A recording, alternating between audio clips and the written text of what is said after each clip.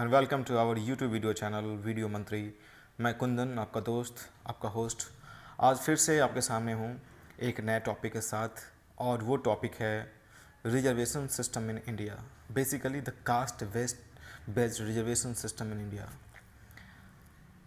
लोगों की अपनी एक अलग अलग ओपिनियन है, एक माइंडसेट है। समाज के कुछ वर्ग इस रिजर्वेशन सिस्टम को ठीक मानते हैं, कुछ लोग इसे अनजस्टिफाइड मानते हैं। सबसे पहले हम ये जानते हैं कि ये जो रिजर्वेशन सिस्टम है इंडिया के अंदर, बेसिकली इसकी शुरुआत कहाँ से होती है। समाज के कुछ वर्गों के अंदर ये धारणा है कि उनको बहुत लंबे समय तक, अतीत में, इतिहास में उनको बड़े लंबे समय तक उनका शोषण किया गया, उनको दबा के रखा गया, उनके अधिकारों से उनको वंचित रखा गया, और भी कई तरह की धारणाएँ उनके मन में हैं। इसके अलावा जो दूसरे वर्ग के लोग हैं जो रिजर्वेशन को अपोज करते हैं, उनका ये मानना है कि वर्तमान समय में नाइंसाफ़ी हो रही है। सिर्फ एक जाति विशेष और एक वर्ग विशेष के लोगों को सभी जगहों पे, चाहे वो एजुकेशन हो, नौकरियां हों, प्रमोशंस हों या और भी जो चीज़ें हों, इन सब जगहों पे बेनिफिट मिल रही है। और जो जनरल कैटेगरी के, जो बिलो पॉवर्टी लाइन के जो लोग हैं, वो इन सब चीज़ों से वंचित रह जा रहे हैं। तो सबसे पहले हम थोड़ा सा इतिहास पर नज़र डालते हैं। रिजर्वेशन का जो हिस्ट्री है उसके बारे में थोड़ा सा हम जानते हैं। बेसिकली आज़ादी के टाइम पे समाज के अंदर में फैक्ट है कि जो दलित हैं, जो लोअर कास्ट के लोग हैं, सभी जातियों के अंदर नहीं बट कुछ स्पेसिफिक, जैसे शेड्यूल कास्ट, शेड्यूल ट्राइब के लोग थे, या फिर जो दलित समाज के जो लोग थे, ये लोग वाकई थोड़े से पिछड़े हुए थे। थोड़े से नहीं कहूँगा, मतलब पिछड़े हुए थे।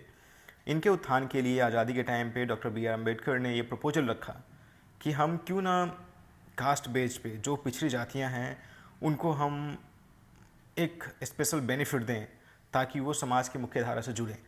इसके लिए 10 सालों के लिए एक रिजर्वेशन सिस्टम बनाया गया। उसके अंदर कुछ लिमिटेड जातियाँ, जो लिमिटेड जाति थी, उनको ही उसके अंदर डाला गया ताकि उसका एक रिजल्ट देखा जाए 10 सालों में कि उससे कुछ बेनिफिट है कि नहीं है। होगा तो आगे इम्प्लीमेंट शुरू किया जाएगा, आगे कंटिन्यू किया जाएगा, अदरवाइज उसको ख़त्म कर दिया जाएगा। लेकिन आप तो जानते हैं खैरात खैरात होता है। एक बार जब खैरात खाने की आदत हो जाती है किसी की भी, तो वो छूटता नहीं है, जाता नहीं है।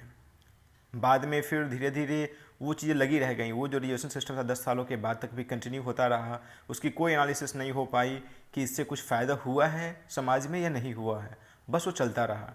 बाद में धीरे धीरे नेताओं ने और पॉलिटिकल पार्टीज़ ने ये जो रिजर्वेशन है, इसको उन्होंने एक चुनाव का बड़ा हथियार बना लिया, बड़ा हथकंडा बना लिया, और इसका इस्तेमाल करके वो अब वोट मांगना शुरू कर दिया उन्होंने। और आलम ये हुआ कि जहाँ आज़ादी के टाइम पे पहली बार कुछ लिमिटेड कास्ट को ही रखा गया था इस रिजर्वेशन के अंदर में, आज आलम ये है कि समाज के अंदर 50% से ज़्यादा जो कास्ट हैं वो कहीं ना कहीं किसी न किसी तरीके से रिजर्वेशन का फ़ायदा उठा रहे हैं। SC ST के रूप में, OBC के रूप में, EBC के रूप में, या माइनॉरिटीज़ के रूप में, और भी कई तरीके से ये रिजर्वेशन का फ़ायदा उठाया जा रहा है। जो जाति वर्ग संपन्न है इस समाज के अंदर में, आज आलम ये है कि वो लोग भी रिजर्वेशन की मांग कर रहे हैं। अभी ताज़ा एग्जाम्पल आप गुजरात का लीजिए, जहाँ पे हार्दिक पटेल ने पाटीदार आंदोलन किया। इसके अलावा महाराष्ट्र का लीजिए, जहाँ मराठाओं ने भी आरक्षण के लिए मांग करी है। तो आलम ये है कि रिजर्वेशन सिस्टम तो ख़त्म किसी से होने का नहीं है। लोग अपने अपने स्तर पर कोशिश कर रहे हैं, छोटे छोटे संगठन संगठित होकर के इसका विद्रोह कर रहे हैं, विरोध कर रहे हैं कि रिजर्वेशन सिस्टम को हटा दिया जाए इंडिया से, ये अनजस्टिफाइड है। इसके अलावा RSS ने भी, राष्ट्रीय स्वयंसेवक संघ ने भी एक बात कही थी बीच में। मोहन भागवत जी ने कहा था कि जो रिजर्वेशन है वो जातिगत आधार पर ना हो, वो फाइनेंशियल कंडीशन के आधार पे हो, चाहे वो किसी भी जाति विशेष या किसी वर्ग विशेष के लोग क्यों ना हो। तो ये फैक्ट है। यही अगर रिजर्वेशन सरकार को वाकई देना है इस देश के अंदर लोगों को, तो वो जाति के आधार पर ना दें। क्योंकि ज़रूरी नहीं है कि जो पिछड़े वर्ग हैं या जो नीची जाति के लोग हैं उनके यहाँ सारे के सारे लोग गरीब हैं, ऐसा भी नहीं है। और ये भी ज़रूरी नहीं है कि जो अपर कास्ट के लोग हैं उनके यहाँ सारे लोग संपन्न हैं, सबके पास बहुत संपत्ति है, ऐसा कुछ भी नहीं है। धनी और गरीब लोग दोनों तरफ के लोगों में हैं, अपर कास्ट में भी हैं और लोअर कास्ट में भी हैं। तो सरकार को ये चाहिए कि ये जो जातिगत आधार पे जो रिजर्वेशन की व्यवस्था की गई है देश के अंदर, इस चीज़ को कम्प्लीटली ख़त्म करके और अपनी एक पैनल कमेटी बना करके सरकार इन चीज़ों को एनालाइज करे कि वो कौन से लोग हैं समाज के अंदर जो बिलो पॉवर्टी लाइन है और जिनको वाकई सरकारी मदद की और रिजर्वेशन की आवश्यकता है, और उसके आधार पे वो चाहे वो किसी भी जाति का बंदा हो, किसी भी जाति के लोग हों, उनको सरकार रिजर्वेशन दे। लेकिन आज का पॉलिटिकल आलम, पॉलिटिकल इन्वायरमेंट इस तरीके का बना हुआ है कि कोई भी पार्टी इस चीज़ को लेकर मुखर नहीं होना चाहती, कोई भी पार्टी इस बात को लेकर आगे नहीं बढ़ना चाहती कि हम रिजर्वेशन ख़त्म करेंगे। अगर उन्होंने ऐसा किया तो उनका बहुत बड़ा वोट बैंक उनके हाथों से निकल जाएगा, खिसक जाएगा। तो इसलिए कोई भी इन चीज़ों को अपने फ़ायदे के लिए हर कोई बनाना चाह रहा है, कोई भी इसको अपोज नहीं कर रहा, कोई पॉलिटिकल पार्टी इसको अपोज नहीं कर रही है। तो ये वो समय है जब हमारे जैसे आम आदमी को, हमारे आपके जैसे लोगों को खड़ा होना पड़ेगा इस रिजर्वेशन सिस्टम के अगेंस्ट में।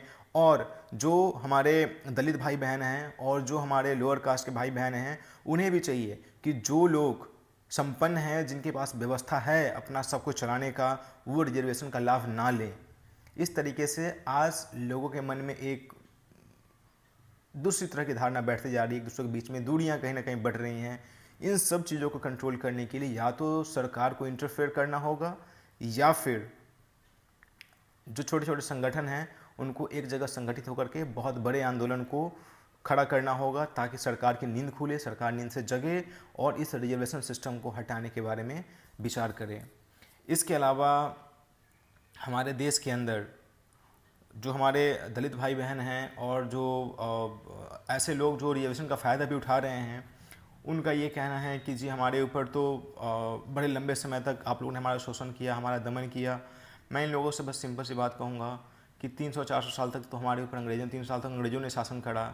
इसके बाद उससे पहले हमारे ऊपर मुग़लों का शासन रहा, उससे पहले फिर मौर्यों का शासन रहा। मौर्य भी आपको पता होगा कि वो कोई जनरल कैटेगरी के नहीं थे। मौर्य वंश जो चंद्रगुप्त मौर्य या फिर अशोक वगैरह, ये कोई जनरल कैटेगरी के नहीं थे। अगर आज के समाज का जो जातिगत विभाजन है उसके हिसाब से हम देखें तो ये भी आज के हिसाब से वो लोग भी ओबीसी कैटेगरी के लोग थे।